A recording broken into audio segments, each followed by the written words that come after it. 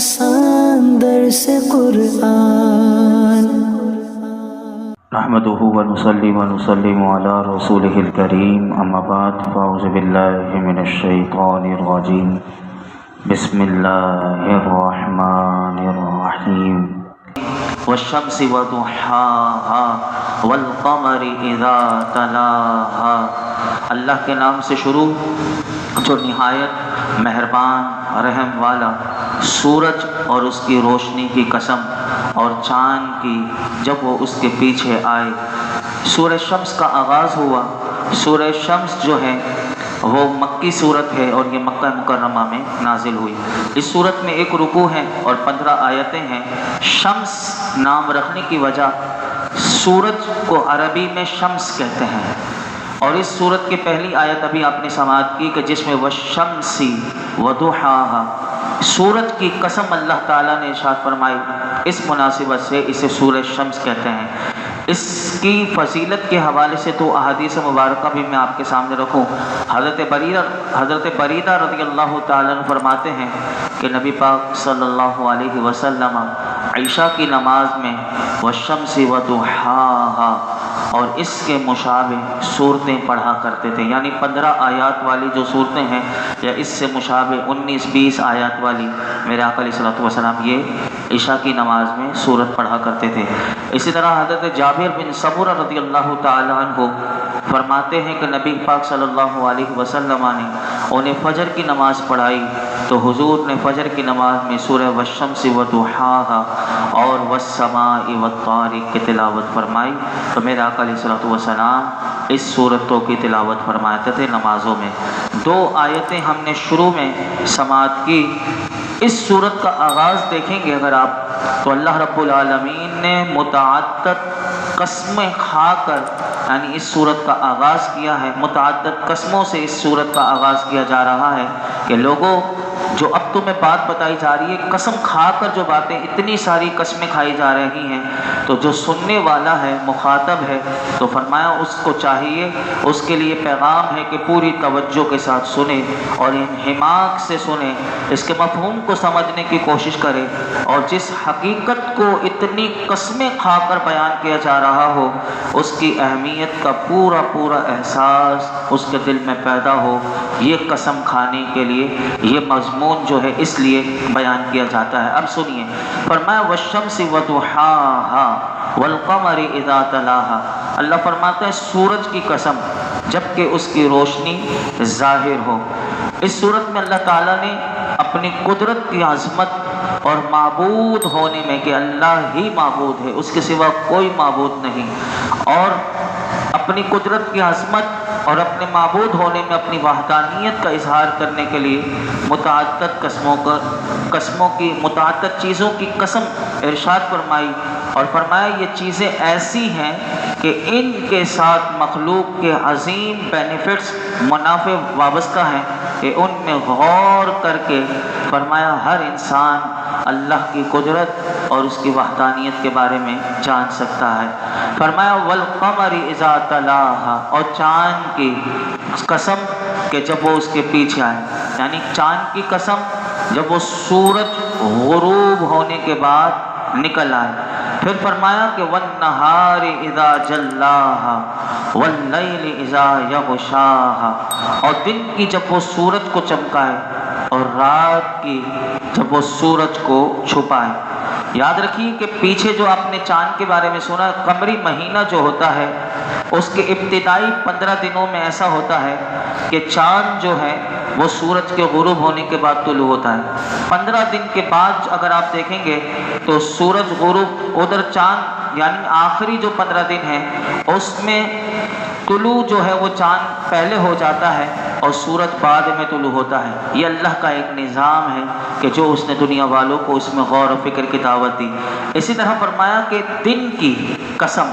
کہ جب وہ سورج کو چمکائے۔ اس آیت کریمہ کے 2 معنی علماء کرام نے کیے۔ ایک معنی یہ کیا کہ دن کی قسم کہ جب وہ سورج کو خوب واضح کر دے، کیونکہ دن سورج کے نور کا نام ہے، تو جتنا دن زیادہ روشن ہوگا اتنا ہی سورج کا ظہور جو ہے وہ زیادہ ہوگا۔ کیونکہ اثر کی قوت اور اس کا کمال اثر کرنے والے کی قوت اور کمال پر دلالت کرتا ہے، لہٰذا دن جو ہے وہ سورج کو ظاہر کر دیتا ہے، اس لیے اللہ نے یہاں پر دن کی قسم کھائی۔ اور دوسرا معنی علماء نے اس کا یہ کیا کہ دن کی قسم، جب دن دنیا کو یا زمین کو روشن کر دے یا رات کی تاریکی کو دور کر دے۔ اب دیکھیں رات آتی ہے تو کیسے اندھیرا چھا جاتا ہے، لیکن اسی رات کی تاریکی کو یہ سورج کیسے، یہ دن جب ظاہر ہوتا ہے، طلوع ہوتا ہے تو کیسے وہ روشن کر دیتا ہے۔ یہ اس میں انسان کے لیے غور کرنے والی بات ہے۔ پھر فرمایا وَاللَّيْلِ إِذَا يَغْشَاهَا، اور رات کی جب وہ سورج کو چھپا دے۔ اس کے بھی دو معنی علماء نے کی۔ ایک معنی یہ کیا کہ رات کی قسم کہ جب وہ سورج کو چھپا دے اور آسمان کے کنارے جو ہیں وہ ظلمت اور تاریکی سے بھر جائے۔ دوسرا معنی اس کا علماء نے یہ کیا کہ رات کی قسم جب رات دنیا کو چھپائے، جب رات دنیا کو چھپائے۔ یہاں تک جو چار چیزیں بیان ہوئی، علماء کہتے ہیں یہ سب در حقیقت سورج کے چار اوصاف ہیں، کیونکہ سورج کے وجود سے ہی دن ہوتا ہے، سورج نہ ہو تو دن کا پتہ بھی نہیں چلتا۔ تو فرمایا کہ سورج کے وجود سے ہی دن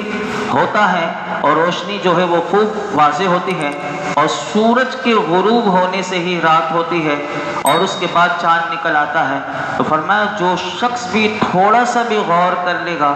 اور دل کی آنکھ سے اس کی بناوٹ اور تخلیق وغیرہ کا مشاہدہ کرے گا تو وہ رب العالمین کے خالق ہونے کی عظمت کو وہ جان لے گا۔ یعنی اس میں جب غور کرے گا تو اسے پتہ چلے گا کہ میرا خالق دیکھے کہ کیسا ہے، کہ اس نے اتنا سا جو بظاہر ایک بال نما نظر آتا ہے سورج، اور اسی طرح بال نما ایک چاند جو اتنا سا باریک سا ہوتا ہے لیکن پھر وہ 14ویں کا چاند بنتا ہے، پھر وہ کم ہوتے ہوتے آخر کے دنوں میں کس طرح وہ کھجور کی گٹلی کے برابر باریک سا ہو جاتا ہے۔ بندہ اس میں غور کرے تو پتہ چلے کہ میرے رب کی کیا شان ہے اور وہ کیسا خالق ہے، اس نے کیسا تخلیق کیا ہے۔ پھر اللہ تعالیٰ نے ارشاد فرمایا کہ وَالسَّمَاءِ وَمَا بَنَاهَا، اور آسمان کی اور اس کے بنانے والے کی قسم، وَالْأَرْضِ وَمَا طَحَاهَا، اور زمین کی اور اس کے پھیلانے والے کی قسم۔ فرمایا کہ آسمان کی اور اس کی قسم کہ جس نے اس آسمان کو یعنی انتہائی بڑا اور نہایت بلند بنایا ہے، اور اسے بنانے والا کون ہے؟ تو فرمایا اللہ رب العالمین ہے۔ اور فرمایا زمین کی قسم اور اس کی قسم کہ جس نے اس زمین کو پانی پر پھیلایا، اور تاکہ زمین پر جو موجود جاندار ہیں ان کے لیے پانی کر زندگی گزارنا بھی ممکن ہو اور یہ زمین پر رہنا ان کے لیے آسان ہو۔ تو فرمایا کہ یہ ساری قسمیں کھانے کے بعد اب جو مضمون اگلا آ رہا ہے تو یہ ساری قسمیں کھا کر اب وہ مضمون سمجھایا جا رہا ہے، اور وہ مضمون کیا ہے؟ فرمایا کہ وَنَفْسٍ وَمَا سَوَّاهَا فَأَلْهَمَهَا فُجُورَهَا، اور جان کی ابھی بھی قسمیں ہیں، پھر آگے مزید آئے گی وہ کہ وہ جو مضمون ہے۔ فرمایا کہ جان کی اور اس کی جس نے اسے ٹھیک بنایا، فَأَلْهَمَهَا فُجُورَهَا وَتَقْوَاهَا، پھر اس کی نافرمانی اور اس کی پرہیزگاری کی سمجھ اس کے دل میں ڈالی۔ اللہ رب العالمین نے ارشاد فرمایا کہ جان کی اور اس کی قسم، یعنی انسان کی باڈی جو جان ہے، فرمایا اس کی اور اس کی قسم کہ جس نے اسے ٹھیک بنایا اور اسے کثیر قوتیں اللہ نے عطا فرمائی اس انسان کو، جیسے بولنے کی قوت ہے، سننے کی قوت ہے، دیکھنے کی قوت ہے، فکر ہے، خیال ہے، علم ہے، فہم ہے۔ فرمایا یہ سب انسان کو عطا فرمایا، اور پھر اس کی نافرمانی اور پرہیزگاری کی سمجھ بھی انسان کے دل میں ڈال دی کہ اچھائی برائی نیکی گناہ سب سے اسے باخبر کر دیا، اور نیک کون ہوتا ہے بد کون ہوتا ہے، فرمایا کہ سب اللہ نے انسان کو بتا دیا۔ حضرت عبداللہ بن عباس رضی اللہ عنہما سے مروی ہے کہ جب رسول اللہ صلی اللہ علیہ وسلم یہ آیت کریمہ کی تلاوت کرتے تو اس وقت وَنَفْسٍ وَمَا سَوَّاهَا فَأَلْهَمَهَا فُجُورَهَا وَتَقْوَاهَا، یہ پڑھ کر حضور رک جاتے ہیں اور حضور پھر ایک دعا مانگتے ہیں۔ وہ دعا سنی کیا ہے؟ اللہ کرے کہ وہ دعا بھی ہم یاد کر لیں۔ اللہم آتی نفسی تقواہا وزکیہا انت خیر من زکاہا انت ولیہا و مولاہا، اے اللہ میرے نفس کو تقوی عطا فرما اور اس کو پاکیزہ کر، تو سب سے بہتر پاک کرنے والا ہے، تو ہی میرے نفس کا مولا اور ولی ہے، تو ہی میرے نفس کا ولی یعنی دوست اور مولا ہے۔ اللہ اکبر۔ اور اسی طرح حضرت زید بن ارقم، یہ تو حضرت عبداللہ بن عباس سے میں نے آپ کے سامنے عرض کی، حضرت زید بن ارقم رضی اللہ تعالیٰ عنہ فرماتے ہیں کہ میرے آقا علیہ الصلوۃ والسلام یوں دعا مانگا کرتے تھے کہ اللہم انی اعوذ بک من العجز والکسل والحرم والجبن والبخل وعذاب القبر،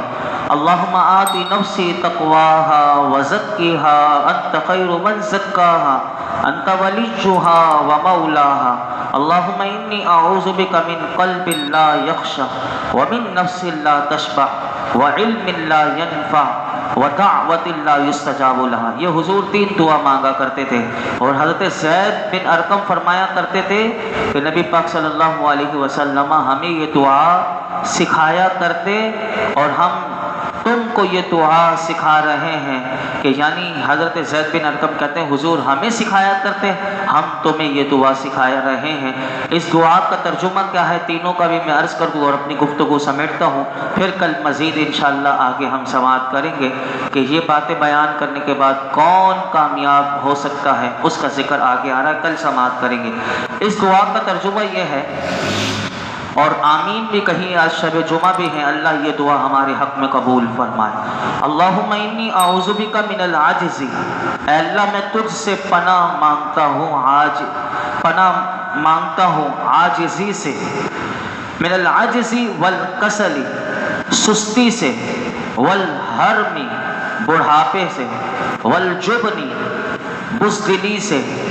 والبخل بخل کنجوسی سے، وعذاب القبر اور عذاب قبر سے۔ اللہم آتی نفسی تقواہا وزکیہا انت خیر من زکاہا انت ولیہا ومولاہا، الہی میرے نفس کو اس کا تقوی عطا کر، اس کو پاک کر، تو بہترین پاک کرنے والا ہے، تو ہی اس کا مالک اور مددگار ہے۔ الہی اللہم انی اعوذ بک من قلب لا یخشع، اور یہ دعا تو واقعی بار بار مانگنی چاہیے، عربی میں نہ بھی یاد ہو بندہ اردو میں مانگے، اور مانگنی چاہیے، کیونکہ آج ہمارے پاس خشوع خضوع نہیں ہے نمازوں میں، نماز پڑھتے ہیں لیکن وہ خشوع ہم سے چلا گیا، وہ خشوع اللہ ہمیں عطا کر دے۔ میرے آقا نے دعا مانگی، الہی میں تیری پناہ مانگتا ہوں ایسے دل سے کہ جس میں خشوع نہ ہو، فرمایا وَمِن نَفْسٍ لَا تَشْبَعْ، ایسے نفس سے کہ جو سیر ہی نہ ہو، یعنی خواہشات کا پیالہ بڑھتا ہی چلا جائے، انسان کی ہوس دنیا کا مال، دنیا کی محبت بڑھتی چلی جائے، فرمایا ایسے نفس سے پناہ مانگتا ہوں کہ جو سیر نہ ہو، وَعِلْمٍ لَا يَنْفَعْ، اور ایسے علم سے بھی پناہ مانگتا ہوں کہ جو نفع ہی نہ دے، یعنی علم پڑھ لے بندہ پھر بھی اسے کوئی نفع نہ ملے، اور وہ جاہل کا جاہل رہے، اسے قرآن و سنت کا نور نہ ملے، اس کا فیضان نہ ملے، اس کی زندگی میں تبدیلی نہ آئے، اس کے کردار میں تبدیلی نہ آئے، کہ بس علم پڑھ لیا۔ آج دیکھ لیں دنیا کا علم پڑھ کر بھی لوگ رشوتیں لیتے ہیں، علم پڑھ کر بھی اس منصب پر بیٹھ کر جہاں انصاف کرنا چاہیے وہاں انصاف نہیں ہو رہا۔ آج دیکھیے پڑھے لکھے ہیں لیکن دیکھیے کہ وہ علم انہیں نفع نہیں دے رہا، علم وہ اللہ سے مانگنا چاہیے کہ جو نفع دے، تو میرے آقا نے اس علم سے پناہ مانگی کہ جو علم نفع نہ دے، اور فرمایا وَدَعْوَةِ اللَّهِ يُسْتَجَابُ لَهَا، اے اللہ میں ایسی دعا سے بھی پناہ مانگتا ہوں کہ جو قبول نہ ہو، ایسی دعا کہ جو قبول ہی قبول ہو، اور وہ یقین مانگتا ہوں کہ جو تیری بارگاہ میں ہماری دعاؤں کو قبولیت عطا کرے، تو انسان یہ تمام چیزوں کی دعائیں اللہ کی بارگاہ میں کرتا رہے۔ ہم اللہ کی بارگاہ میں دعا کرتے ہیں کہ پیارے آقا علیہ الصلوۃ والسلام نے جو دعائیں مانگی اللہ وہ ہمارے حق میں، مسلمانوں کے حق میں قبول فرمائے۔ الحمدللہ رب العالمین، الصلاۃ والسلام علی سید الانبیاء والمرسلین وعلی آلہ واصحابہ اجمعین۔ اللہ پاک جو کو سنا اس میں کوئی غلطی کوتاہی ہو معاف فرما، اپنی بارگاہ میں قبول فرما۔ اے اللہ تو ہم سے ہمیشہ کے لیے راضی ہو جا، ہمارے تمام صغیرہ کبیرہ گناہ معاف فرما، گناہوں سے بیزاری عطا فرما، نیکیوں سے پیار عطا فرما، نیکیوں سے محبت عطا فرما، ہم سب کے دین و ایمان کی حفاظت فرما، ایمان و عافیت پہ زندگی، ایمان و عافیت پہ موت نصیب فرما، موت کے وقت ہمارے لیے آسانی پیدا فرما، خاتمہ بالایمان خاتمہ بالخیر فرما، ہماری آخرت، ہماری موت، ہماری قبر اچھی فرما دے یا رب العالمین۔ تو ہم سے ہمیشہ کے لیے راضی ہو جا، ظاہر و باطن کو ستھرا اجلا کر دے۔ اللہم آت نفسی تقواہا، اللہ ہمارے نفس کو تقوی عطا کر دے، وزکیہا، اللہ ہمارے نفس کو پاکیزہ کر دے، انت ولیہا و مولاہا، وصلی اللہ تعالی علی خیر خلق محمد وعلی آلہ وصحبہ اجمعین۔